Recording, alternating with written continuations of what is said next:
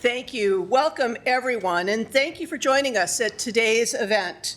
My name is Dr. Tracy Stewart, and I am the Interim Provost and Senior Vice President for Academic Affairs here at the University of Scranton.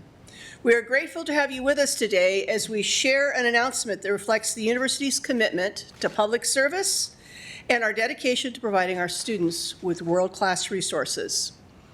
As we begin the program, it is an honor to welcome the President of the University of Scranton, Joseph G. Marina, Society of Jesus.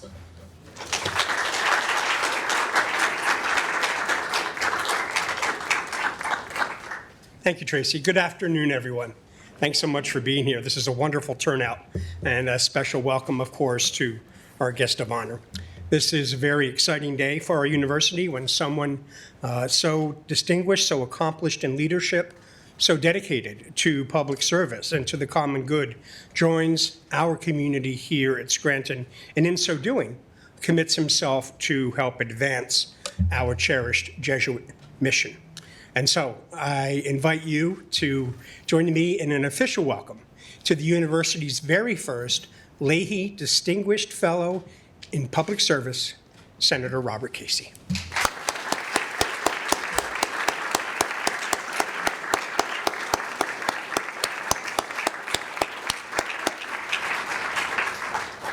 And welcome, of course, to his wife, Therese, as well.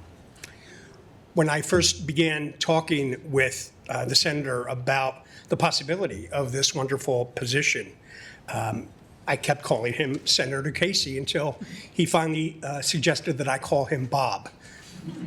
And I said, that's going to be really hard for me to look at you as a senator and call you Bob. I said, but I will do it if instead of you calling me Father, you call me Joe. He said, that would be even harder. So we're still working on that aspect of our relationship. But I can't tell you how happy I am to have the senator, to have Bob joining us here at Scranton. A central tenet of Jesuit education, as you all know so well, is forming men and women to be agents of social change. This newly created position at the university will do just that by encouraging and mentoring our students to consider careers in public service, in government, and in law. Senator Casey is perfect for the role, and I'm very grateful that he has said yes to this invitation to join us. I'm also extremely grateful to Ed and Patricia Leahy as well for leveraging the Leahy Endowment to make this new position possible. They have been so generous to the university over the course of their lives, and the Leahy Distinguished Fellow in Public Service is simply the latest of many benefits that the Leahys have granted to Ed's alma mater.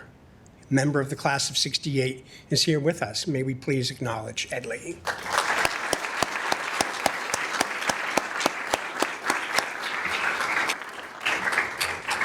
Now, this new role is different than what Ed and Pat have tended to focus on in their philanthropy, namely the cause of educating our students to work with people with disabilities. So when I asked him if we might be able to use the Leahy Endowment to fund a different kind of initiative, Ed, the wise and prudent man that he is, said, I better check with Pat first. And when he did, Pat's response was immediate, and I quote, no one in the Senate has done more for individuals with disabilities than Ted Kennedy, Tom Harkin, and Bob Casey. And so let's do this for the university, she said. I shared that with Senator Casey the last time we were together, and he responded with this, well, that puts me in very good company. Once again, I'm delighted to welcome Senator Casey to the University of Scranton. It's an honor to welcome him, and I know that he's going to consider himself to be in very good company here before long. Thank you for being with us all today, and go Royals.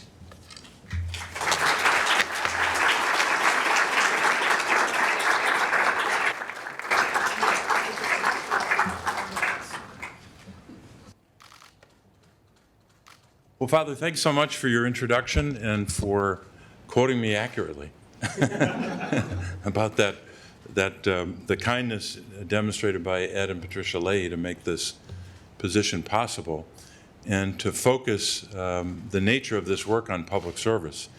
I'm honored to be with all of you today, and I'm especially grateful to begin work, the work that I will do with folks here at the University of Scranton, to work with and to mentor young people who are the next generation of public servants that graduate from the University of Scranton. And this university has a long tradition of people serving the public after they leave in elected office or in other positions in government and in other facets of our society. And I want to continue that tradition and even grow it, to have more young people choose public service. When I was a public official for quite a long time, I was guided by and really inspired by an inscription on the finance building in Harrisburg, where I worked for 10 years. And it was etched on the front of that building in the 1930s, along with a number of other inscriptions. But the inscription reads as follows: "All public service is a trust given in faith and accepted in honor." I've always believed, in addition to inspiring me, I always believed that that was a good description, not just of public service itself, but also a good description of what happens or what should happen in our democracy. When the people vote and make a decision in an election and they give power to one individual or a group of individuals, the only response from that individual who is elected is to return that trust, to accept that trust with honor. And one of the things that I hope to do is to try my best to instill in young people an appreciation for public service, an understanding of public service, and if they choose to make a full and unyielding commitment to serve the people with honor and distinction.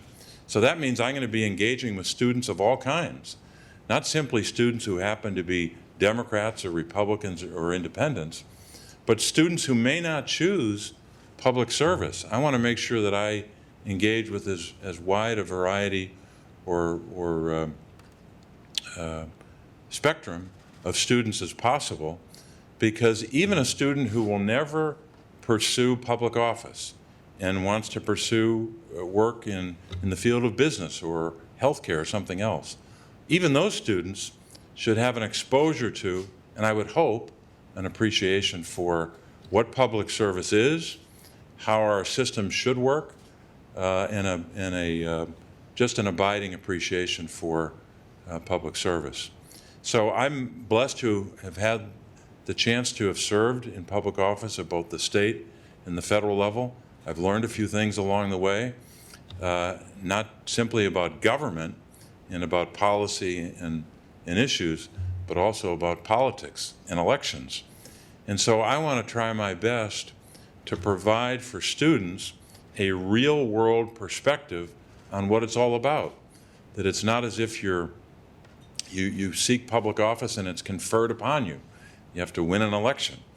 And I want students to know the realities of that, but also to try my best to strip away some of the frustration that maybe young people have about politics, or maybe even some cynicism or disillusionment about politics. That as difficult as it is, as onerous as it can be on the candidate or the public official, that it is still a high calling. And we need the next generation, some of whom are in this room, of young people in the United States of America, to choose to serve. They might choose to serve and have different points of view than I do or other students might have, but I believe that it's critically important, just like the university's Center on Ethics and Excellence in Public Service is already doing. I believe it's critically important that young people are inspired and even taught that if you serve in public office, you have to do it ethically. You can have different points of view or a different philosophy, but everybody's got to be ethical all the time, every day you're on the job. Because to earn the trust of the people, it doesn't mean you do it a couple days a week or a couple days a month or a period of time over a year. You have to be ethical and commit yourself to quality public service every single minute that you have the public trust. So that's important. But I think it's also important that we emphasize as well that our system of government, our democracy, has its foundation in not just ethics and a commitment to service, but also the Constitution. When you take an oath, as I took a number of times at the state and federal level, remember the words that you pledge, you take an oath to uphold the Constitution, to support, obey, and defend the Constitution of the United States and the Constitution of this Commonwealth when I was at the state level. So it's important that everyone understands we can have different points of view, but you got to be ethical, you got to support and obey and defend the Constitution. And I would hope you would, those of you who serve in public office in the future, I hope you do it with some enthusiasm and cheerfulness. It can be really fun. Politics isn't fun every day, but I think it can be fun.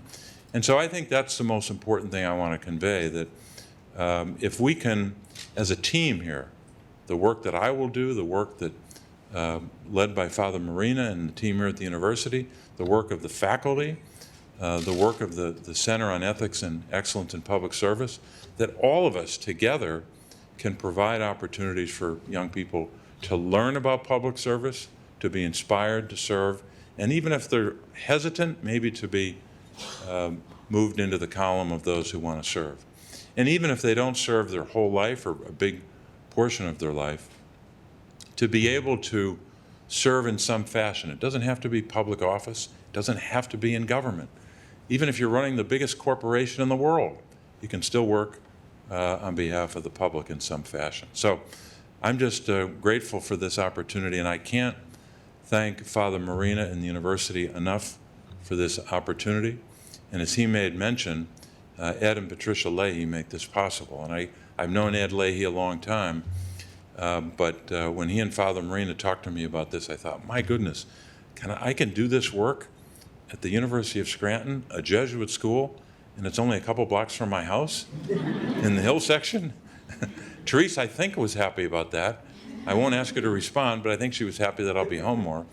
But I think that in many ways, Father, your description of, as you and other Jesuit leaders often do, your description of what a Jesuit education means, that it is about the work of being for others and the work about caring for people around you and trying to contribute to the betterment of the world. But in so many ways, public service, and I would even say politics when you do it the right way, but public service is infused with Jesuit values. And I think we have to bring those values to the public square and try to move our society forward. But I'm just honored to be able to do this work, grateful to be working closer to home than having to go to Washington every week, and to be able to work with young people and to work with the community, because we want this work to be about not just the university and her students, but the community. So honored to be able to do it and grateful to get started. Thanks very much.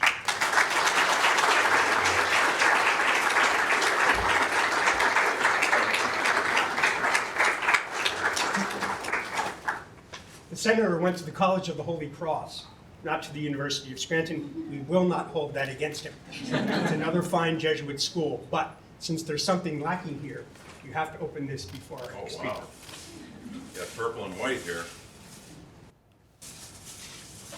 I don't know what it is, but I think I have a sense now what it is. Wow, that's real. I have the pin, now I have the real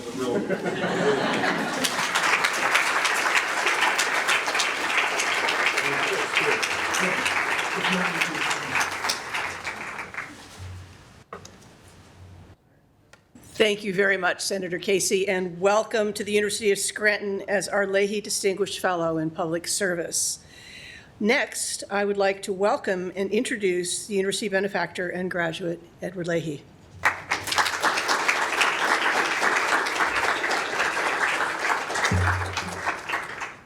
I'll be brief. See, my remarks are written on these tiny sheets of paper. That's the good news. Bad news is I have 47 of them. No, I'm just kidding. I don't. I have 5 of them. Father Marina, Bob, Therese, I'm really pleased to be invited to this event. It's an honor to be here because I think this is a really important day. I think this is a hallmark day, a signal day, whatever you want to call it, in the life of this university. Today we celebrate the union of the values of a great Jesuit university with a leader, joining with a leader with integrity who has embodied the principles of ethics in government. So our students, the entire university, and the community at large will have the opportunity to benefit from the programs, the advice, the discussions that will flow from this union. As Bob said, I've known Senator Casey a long time. In 2005 or 2006, my wife and I hosted the first reception that he had in Washington to get to meet people before his election to the Senate. And since that time, he has been the embodiment of ethics in government, in the Senate, as well as a champion of all Pennsylvanians, particularly a champion of people with disabilities, which is one of the reasons why we were very interested in doing this. Now, as Father Marina said, Senator Casey did not attend the University of Scranton. And reminds me of a quote. When I was in high school, I had the IHM nuns, Sisters Servants of the Immaculate Heart of Mary. And I had just turned 13, and I was a freshman in high school. And I wanted to be a debater. Now, I came from the coal fields of Pennsylvania. I could barely speak English, let alone debate in it. But we had a nun named Sister Marie Angela, who I thought back then, I was 13, was what I would call a smart cookie. I was right. She ultimately became the head of the Sisters of the IHM.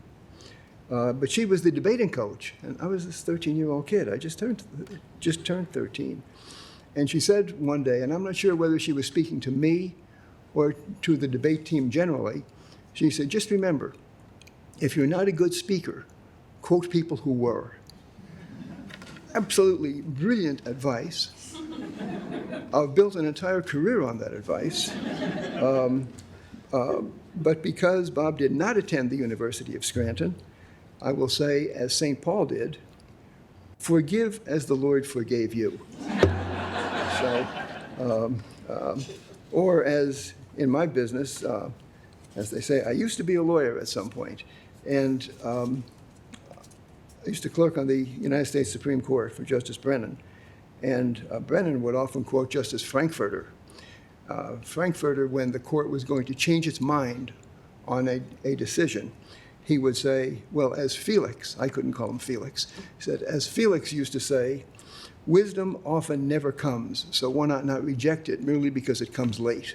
So I'm glad you wended your way around to the University of Scranton from Holy Cross.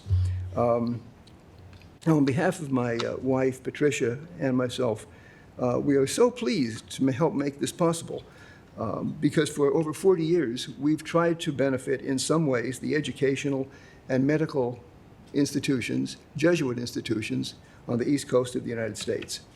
At Georgetown University, we have an endowment that assists children and their families who are in the hospital for extended periods of time. We've had that for over 30 years, and we're very proud of that, and that's a booming endowment. In Boston, I went to Boston College Law School. At BC, one of the wings of the new law library is named in memory of our son, Edward. And we also have an endowment there that provides scholarship assistance to law students. Now, let me tell you something. It is very difficult for anyone to contribute money to lawyers. Whether the lawyers are becoming lawyers, whether they are lawyers, whether they were lawyers, people don't want to give money to lawyers until they know they have to when they need them. But most importantly, we have this endowment here, the Edward R. Leahy Jr. Endowment, that helps make this possible. So we're not only pleased to be able to be here, we embrace this venture with total enthusiasm. We're excited about it. We're ebullient about it. All these E's, excited, ebullient, enthusiastic. I can probably keep going. But I think this is a wonderful thing for the university. I think it's a great thing for the community. I think that this can be, I think some of the programs that we're likely to develop, some of the discussions that we're likely to develop in and around the city of Scranton will be important. So congratulations to Father Marina and to Senator Casey for making it happen, and we're pleased to be a small part of it. Thank you.